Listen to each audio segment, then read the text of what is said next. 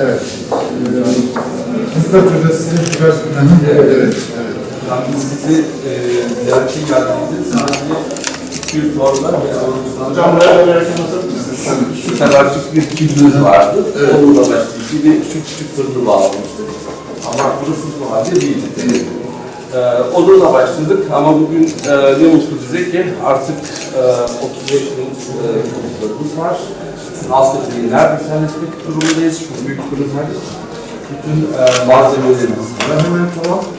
Ve biz de büyük bir şekilde çalışmaya başladık burada. Kaç çeşit burada ürün yapacağız? Kataloğu bastıracağız, bastıracağız. Şu anda hocam, hemen masanın üzerinde. Hocam duvarlarda da şu anda aslında içerisinde hocam şu anda sürekli geliştiriyorsunuz. Sürekli geliştiriyorsunuz. Söylerseniz hiçbir form birlikte uyumuyor zaten. Yani bir form çeşitliliğimiz zaten çok fazla. Yani şu anda burada 30'a yakın farklı form var. 30'a yakın farklı formlar. Ki bizim endüstriyel üretimimiz de farklı. Yani size insanlar bir şey üretip işte bana şöyle bir şey tasarlayıp yapabilir misin dediğinde yapabilirsiniz. Tabii ki, tabii ki. Zaten bizim birinci fonksiyonumuzdan bir şey tasarım yapan bir bölümümüz aynı zamanda. Evet.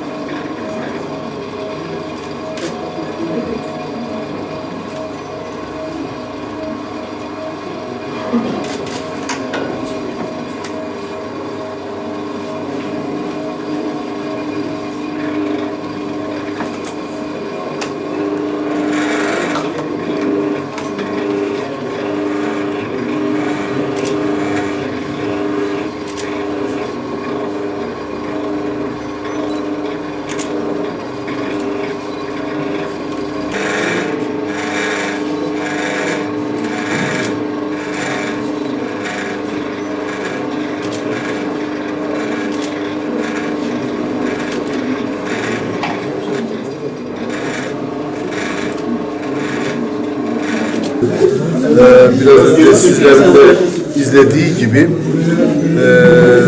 Bardakçı Köyü'nün Urartu döneminden beri yakın zamana kadar da yapa geldikleri çanak çömlekle ilgili bu sanat eserlerini diyelim ortaya koyarken nasıl bir emek sarf ettiklerini de hep beraber izledik. Üniversitemiz işte bu konumuna da uygun olarak Bardakçı Köyü sınırlarında olduğumuz için yine Van'ımızın merkezinde bu sanat eserleri yapıldığı için biz bunu canlandıralım istedik ve şu anda gördüğünüz gibi artık çok değişik sanat eserleri artık diyeceğiz üretilmeye başlandı burada. Bunlar çok daha çeşitlendirilebilir. Belki zannediyorum oraya doğru da mecbure gideceğiz. Kazıyı da Urartu dönemindeki kazıları da yine bizim arkadaşlarımız yapıyor buralarda. Değişik yerlerde kazılar yapılıyor. Gerek Selçuklu mezarlığı, gerekse Selçuklu eserleriyle ilgili, Osmanlı eserleriyle ilgili, Urartu eserleriyle ilgili. Burada bulunan çanak çömlekle ilgili mutlaka materyaller de burada artık canlandırabiliriz. Seramik çok emeğe dayalı bir sanat. Güzel Sanatlar Fakültesi'nde kurulan olan seramik bölümünün iki farklı amacı vardır. Bunlardan biri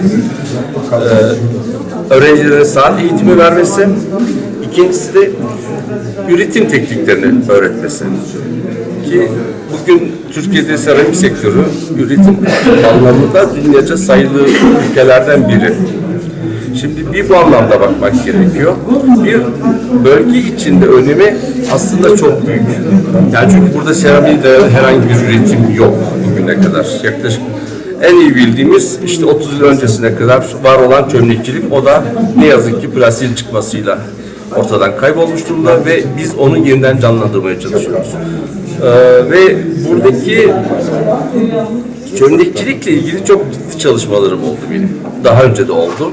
Ve ne yazık ki depremin de araya girmesiyle bazı kesintilerimiz oluştu.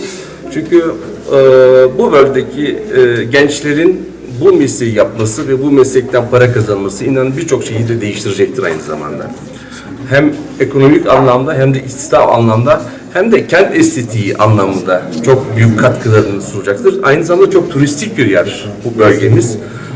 Bu anlamda yeni üretim biçimlerimiz olacak ve bunu biz bütün öğrencilerimizle ve herkesle bir araya gelerek yapmaya çalışacağız. Bundan dolayı son derece mutluyum.